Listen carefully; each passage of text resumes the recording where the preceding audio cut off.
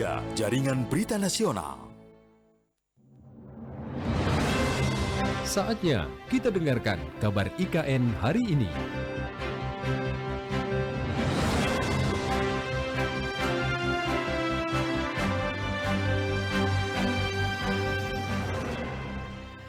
Ya, selamat pagi untuk Anda pendengar. Terima kasih untuk Anda yang masih tetap setia bersama kami di Pro 3 RRI. Dan kali ini kami akan ajak Anda untuk memperbarui kabar terkini dari Ibu Kota Negara atau IKN Nusantara. Jadi informasi terkini pendengar, groundbreaking ke-6 di Ibu Kota Negara atau IKN Nusantara rencananya akan dimulai pada bulan Mei 2024 mendatang. Seperti apakah rencana groundbreaking tersebut dan bagaimana kemudian sejauh ini persiapannya? Saya akan berbincang bersama dengan penyiar RRI IKN pagi hari ini, Femi Sareora. Selamat siang, Femi. Selamat siang Puspita, selamat siang juga untuk pendengar. Di sana sudah lebih siang ya, sudah pukul 12 ya? Saat ini pukul 11 Wita, Oh Puspita. iya ya Wita ya, oke. Nah Femi, bicara soal rencana groundbreaking tahap ke-6, sejauh ini persiapannya sudah seperti apa yang terlihat? Baik, untuk groundbreaking tahap ke-6 ini di IKN Puspita dan juga untuk pendengar Pro 3 dan juga RRI di IKN, rencananya di Mei ini mengangkat tema terkait pendidikan. Karena hal ini bertepatan dengan Hari Kebangkitan Nasional ya. Hanya memang untuk waktu pastinya belum bisa ditentukan karena masih menyesuaikan dengan jadwal dari Presiden Republik Indonesia Joko Widodo. Namun saat ini pendengar ya, groundbreaking ke-6 nantinya di pendidikan itu direncanakan akan ada peletakan batu pertama untuk sekolah-sekolah dari tingkat SD sampai dengan perguruan tinggi. Selain itu juga ada pembangunan riset yang akan dilakukan di Ibu Kota Nusantara.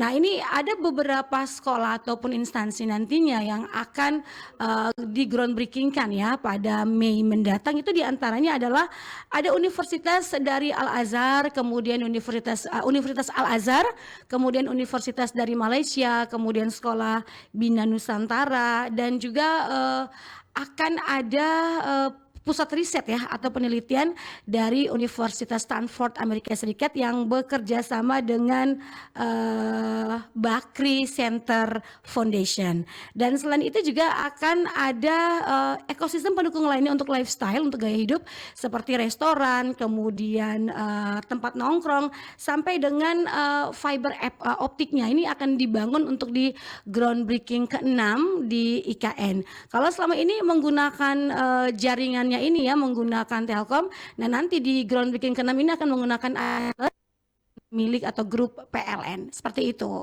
Puspita. Ya, Femi sudah dapat bocoran belum? Kira-kira nanti konsep pembangunan untuk sarana atau fasilitas pendidikan di IKN dan dapat juga saya informasikan ya bahwa untuk jaringan konektivitas nanti yang akan melibatkan ya pihak PLN Group, yaitu Icon Plus ini, nanti dalam 2 hari pelaksanaan groundbreaking ini akan ada 9 sampai 10 groundbreaking yang dilakukan.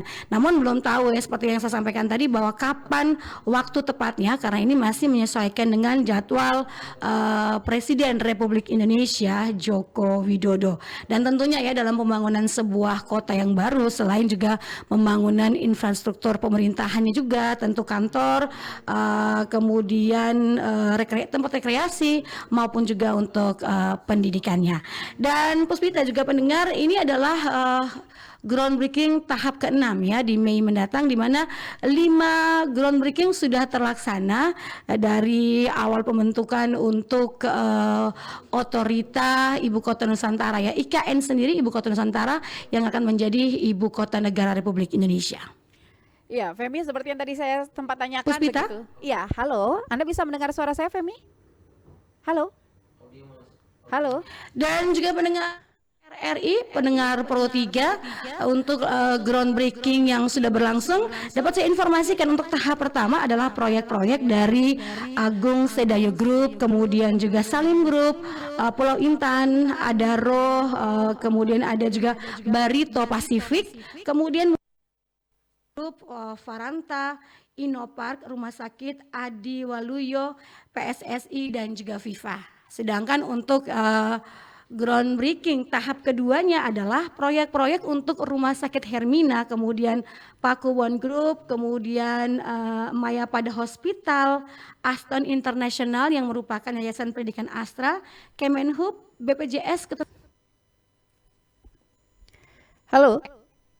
Groundbreaking tahap ketiga yaitu proyek-proyek dari PT Tirta Investama, kemudian KLHK, Kementerian PUPR, Kementerian Kesehatan, ada juga dari The Paku Buwono, PT Wulandari Bangun Laksana, Balikpapan Superblok, kemudian juga dari BSH, Bluebird, kantor Polres khusus IKN dan juga kantor Komando Distrik Militer. Nah itu untuk yang tahap ketiganya ya untuk groundbreaking. Oke, saya coba kembali ke Puspita. Halo, Apakah Femi. bisa tersambung bersama RRI IKN? Halo, Femi. Femi tidak bisa mendengar suara saya? Puspita. Ya, oh tampaknya Femi masih belum bisa mendengar suara saya. Saya lanjutkan untuk informasi selanjutnya pendengar ya terkait dengan tahap keempat. Nah untuk groundbreaking tahap keempat ini yang sudah dilakukan adalah proyek dari Jambu Luwuk Nusantara Hotel, kemudian pembangunan kantor Otorita Ibu Kota Nusantara, lembaga pinjaman simpanan atau LPS, kemudian Masjid Negara, Memorial Park, Nusantara Warehouse Park, dan juga ada Sentral Unggul Nusantara. Oke. Halo. Untuk iya, baik. Ya, Femi sudah bisa mendengar suara saya? Ya, saat ini baru bisa terdengar. Oke, baik. Ya, Femi, bicara tadi soal pembangunan atau konsep pembangunan di groundbreaking yang tahap ke-6. Apakah Anda sudah punya bocoran begitu nanti konsep untuk pembangunan gedung sekolah pendidikan itu akan seperti apa di IKN? Kalau untuk konsep pembangunannya sendiri belum dapat informasi secara lengkapnya, bahkan juga lokasi-lokasinya yang ditentukan ini juga belum bisa disampaikan. Namun sekilas sekolah-sekolah apa tadi yang akan dibangun itu sudah disampaikan ya oleh Kepala Otorita Ibu Kota Nusantara Pak Bambang Susantono, Puspita. Oke, nah dengan pembangunan tahap ke-6 ini harapan dari masyarakat sekitar seperti apa sih, Femi? Bisa diulangi? Harapan dari masyarakat sekitar IKN begitu dengan groundbreaking atau pembangunan di tahap ke-6 ini seperti apa? Oke, yang pastinya ya mereka menyambut baik nih, antusias ya, terbukti dengan adanya pembebasan lahan yang diberikan kepada pemerintah untuk pembangunan dari segala konstruksi yang ada di IKN saat ini dan juga nanti masih akan ada ke depannya. Kemudian juga dengan pembangunan dari sektor-sektor pendidikan ini disambut baik ya, karena ini juga bisa menjadi salah satu pilihan dari warga IKN ini sendiri nanti untuk menyekolahkan anaknya. Kemudian juga ada dengan risetnya juga yang akan dibangun ya oleh Universitas Stanford Amerika Serikat. Oke, Femi, kalau teman-teman dari RRI sendiri begitu menyoroti sekarang untuk progres pembangunan di tahap-tahapan sebelumnya sudah seperti apa? Apakah terlihat misalkan ada kendala yang cukup besar atau pembangunan masih berjalan dengan baik sampai dengan saat ini? Oke, Puspita, dapat saya informasikan kebetulan saya baru selesai berdialog ya dengan Pak Reza Setiawan yang merupakan Kepala Balai Besar ya untuk pembangunan jalan nasional di Kalimantan Timur. Disampaikan memang ada 3 hal yang menjadi tantangan ya, bukan hambatan ya, tapi tantangan ya dalam pembangunan konstruksi di IKN ini. Yang pertama dari segi material, karena memang ini dipasok dari luar ya, ada yang dari Palu, bahkan ada yang dari luar negeri sampai ke Denmark untuk konstruksinya di IKN ini sendiri. Kemudian juga dari cuaca sendiri karena tidak menentu ya, dengan kontur tanah di IKN ini sendiri yang hampir semua ini adalah tanah liat ya, dan juga batu bara. Ini juga memang agak menyulitkan ketika hujan datang juga ini untuk melangkah saja susah ya, apalagi untuk bekerja. Kemudian yang ketiga adalah tentang pembebasan lahan tadi ya, karena juga baru disampaikan oleh Menteri BPN Agraria Agus Trimurti Yudhoyono bahwa memang ada sekitar secara keseluruhan ada sekitar 2008 hektar yang memang ini masih belum dibebaskan lahannya, Puspita. Baik, Femi, untuk berbagai tantangan tadi begitu sejauh ini cara mensiasatinya kalau berdasarkan pengamatan dari teman-teman di RRI, apakah memang sudah cukup efektif begitu?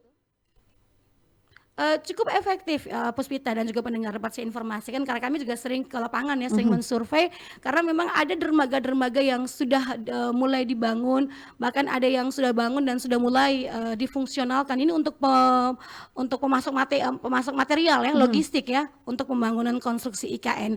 Tapi kalau memang cuaca ya kita memang tidak bisa ini ya, tidak bisa menyetelnya ya, tidak bisa mengaturnya. Namun dengan pembebasan lahan juga ini slow but sure ya, pelan-pelan tapi pasti juga sudah mulai diberikan kepada pemerintah. Bahkan juga disampaikan oleh Bapak Reza Setiawan tadi bahwa ada masyarakat yang sudah membebaskan lahannya ya, tinggal nanti menunggu untuk ganti untungnya istilahnya ya, bukan ganti rugi tapi ganti untungnya. Ini juga tinggal dikerjakan sesuai dengan target-target yang sudah ditetapkan. Karena segala pekerjaan konstruksi pembangunan IKN ini ada target-target yang harus diselesaikan sesuai dengan yang sudah ditetapkan dari awal pembangunan IKN ini sendiri, Puspita. Baik Femi, terima kasih atas informasi Anda Femi. Selamat kembali melanjutkan kegiatan di sana. Salam untuk semua teman-teman di IKN. Selamat siang. Baik, terima kasih Puspita. Selamat siang. Salam Nusantara. Demikian tadi pendengar penyiar RRI IKN Femi Sareora. Jangan kemana-mana, kami akan tetap lanjutkan Indonesia Menyapa Pagi selepas jeda berikut ini.